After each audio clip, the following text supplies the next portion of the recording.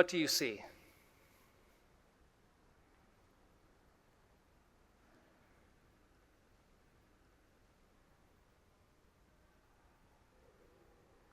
You see trees and stumps. This is days after harvest.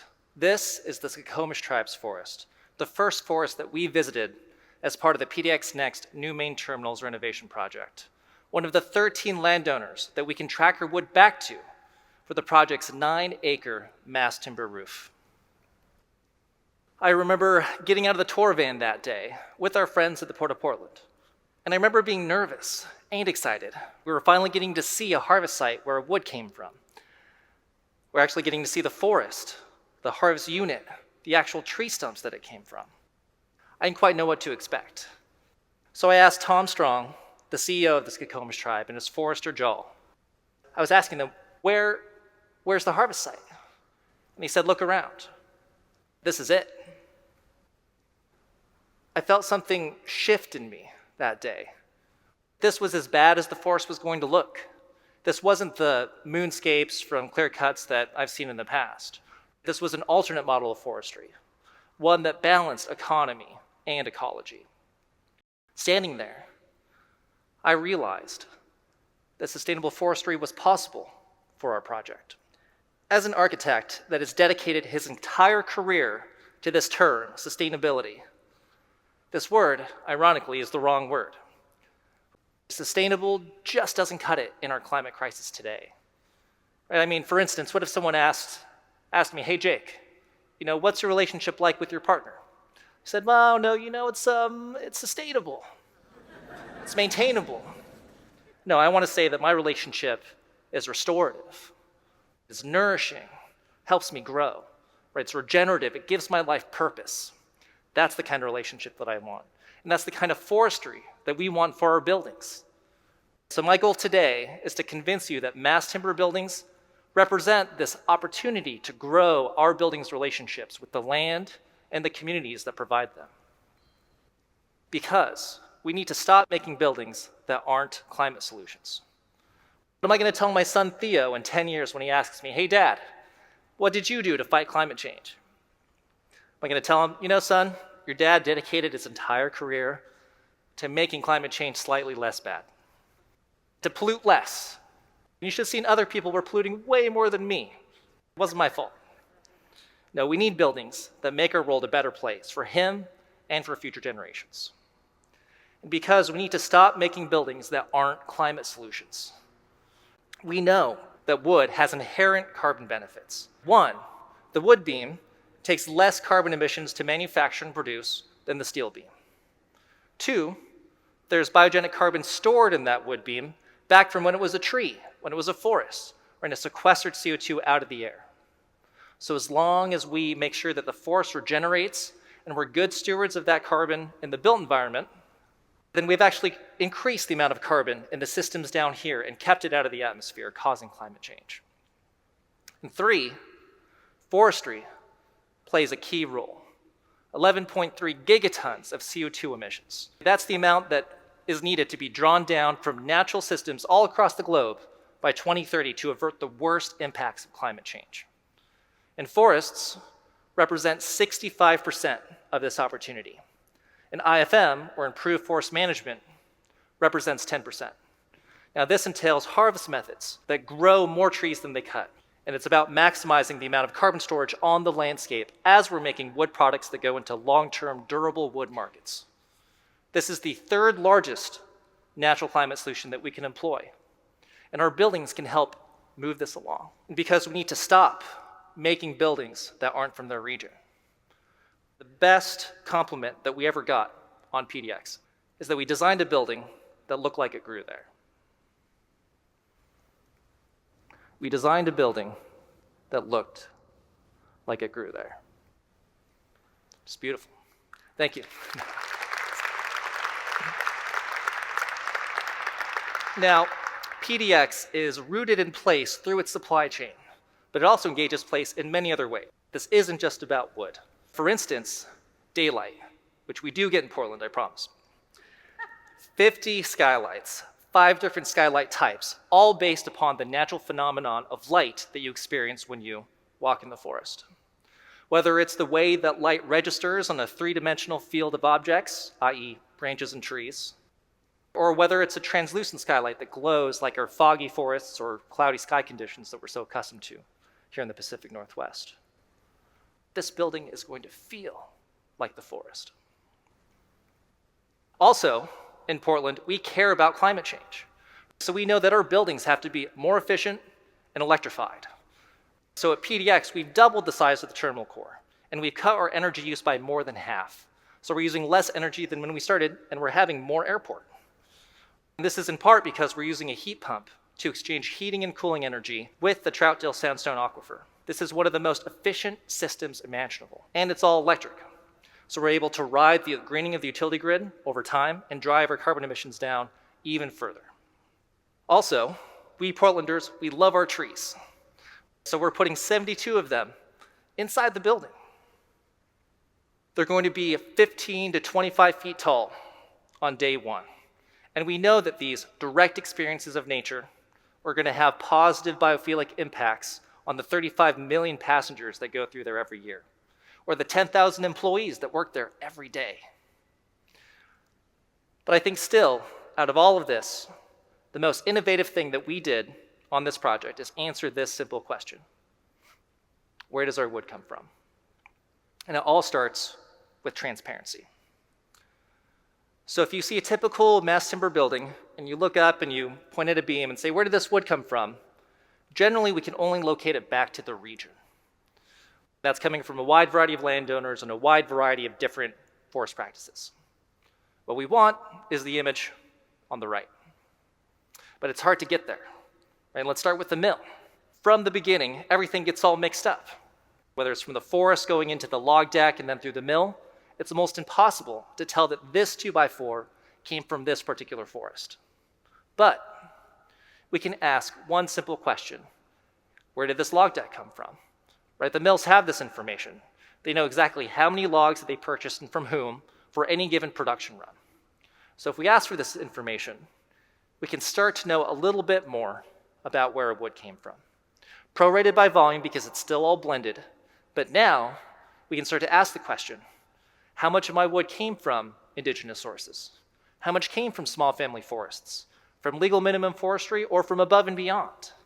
We're going from now regional generalities to specific data, to insight, to analysis, to understanding. And although this starts with transparency, which can be done right now for any project, today, this information exists. We just have to ask for it in the right way. It moves us towards influence, towards agency.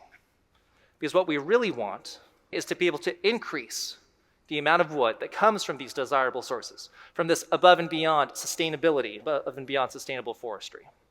And so at PDX, we piloted, pun intended, many different innovative procurement pathways that allowed us to have this level of influence control on the project.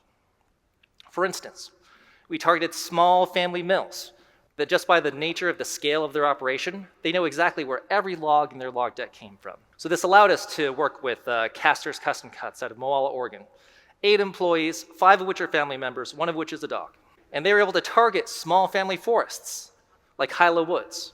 Ben Hayes is a 6th-generation family forester that's been working on piloting different financial models, there's that word again, of low-impact forestry that try to make it more economical for small family forests to execute. We love this story so much that we're actually putting images of their forest in large-scale applications in the airport.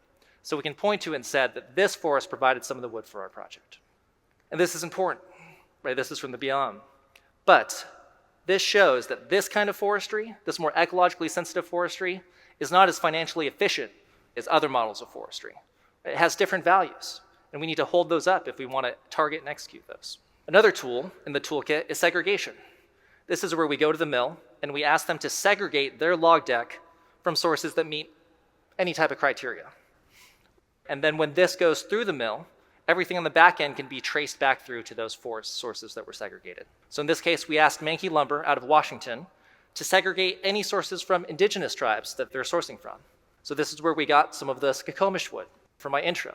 We asked them to segregate logs from fire restoration forestry and dry side forests. some of which came from the Nature Conservancy's Central Cascades Forest in Washington, all going into our lattice ceiling product. Now this goes beyond just asking where the wood came from.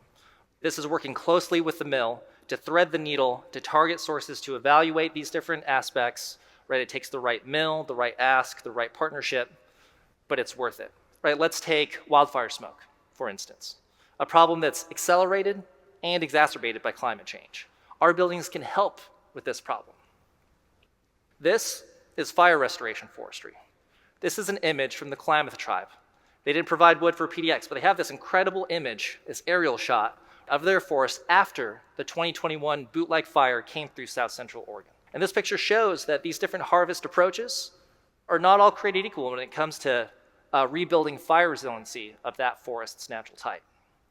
They found out that there was this magic combination between mechanical thinning, where we're taking some trees out of this overcrowded forest to kind of space them apart, make them less fire prone, plus the reintroduction of ecological fire to control fuel loads in the understory. That this combination is what made this the most resilient. And it produces wood products that can go into our buildings. This is an example of where we want our wood to come from, right? The middle band. So we can actually say that our buildings are having that positive impact on rebuilding resilience and helping to solve or help assuage this wildfire smoke problem that we're seeing summer after summer after summer, not just in Portland, but all across the US. The last pathway that I'm going to talk about is vertical integration, where in this case, if we target somebody like Yakima Nation, right, the Yakima Nation mill, and they're primarily sourcing from their own timberlands, then any of their wood products that we're buying come with the kind of land ethic of their forest management plan, which revolves around reciprocity and respect. So we took some of this wood and put it in specific applications in the airport. So we can point up to the skylights that crown these giant 26 Y-column skylights and see that that wood came from Yakima Nation. They provided over 370,000 board feet to the project. They were the landowner that provided the most wood out of any landowner source in the project. So this process is what being a regional, being a local architecture is all about. This goes far beyond just the knee-jerk reaction of, well, in the Pacific Northwest we have forests, so let's put wood in our building. No, with this, right, we know where we stand in the forest, and it looks like this. We've mapped everything out, right? 2.6 million board feet in these wood products, right? We know exactly which landowners provided those, what kind of landowner type they are, which products they provided, and the forestry practices behind those products. Because of this process, we know that for the lattice product, that the largest clear-cut opening was a 15-acre patch cut, part of a variable retention harvest system that left 15% of the trees behind for ecological continuity. This is in comparison to what a legal minimum harvest would have been, 120-acre maximum opening with less than 1% left behind. We can understand our impact now. Or we know that 100% of this 2.6 million board feet came from practices that would be deemed climate-smart forestry. So they all would contribute to that 11.3 gigaton number that we saw before. Or we know from this tracking that we're representing 3 different indigenous sources, 2 from Washington, 1 from Oregon, and they provided 17% of the wood package. The list goes on and on and on. Every line I could tell a story about on this chart. So PDX opens later this summer. And one of my most persistent fears is that PDX becomes a monument to the unattainable when it comes to this wood sourcing approach. My last name is Dunn, so I can see it now. My nickname would be One and Done. Can't let that happen. We can't let that happen. And luckily, there's good news around the prospect of knowing where your wood comes from. You don't have to be an airport to be able to do this. Any project type can participate. Our healthcare clients are wanting to connect with the rural communities that they treat, so they're interested in transparency. Our big tech companies want to decarbonize and de-risk their supply chains. All of our clients are interested in this in some manner. You don't have to be a gigantic project to make this work. PDX was big, but actually wasn't that big volume-wise. Smaller projects that use more mass timber structure for just more applications, more elements, they actually have more wood volume-wise than even PDX did. Right, so it all depends. And you don't have to dedicate a ton of resources to make this happen. Any project can take that first step towards transparency relatively easily. And we're working with architects all across the US right now to develop transparency resources that will make this ask easier, more scalable, and most importantly, more consistent. And you don't have to be in the Pacific Northwest to make this happen. Any region now can do this. Whether you're the boreal forest in East or West Canada, or the Doug fir large forest in the inland Northwest, southern yellow pine in the Southeast, spruce pine fir or hemlock forest in the Northeast, every region can do this kind of approach. Every region has landowners that are passionate, thoughtful stewards of their environment. So to end, if we know where our wood comes from, and we make sure it comes from the right places, and it comes from the right people, we know that our buildings can be better for the environment, can be better for climate and the community and for the economy, and hopefully, just hopefully, they'll look like they grew there. Thank you.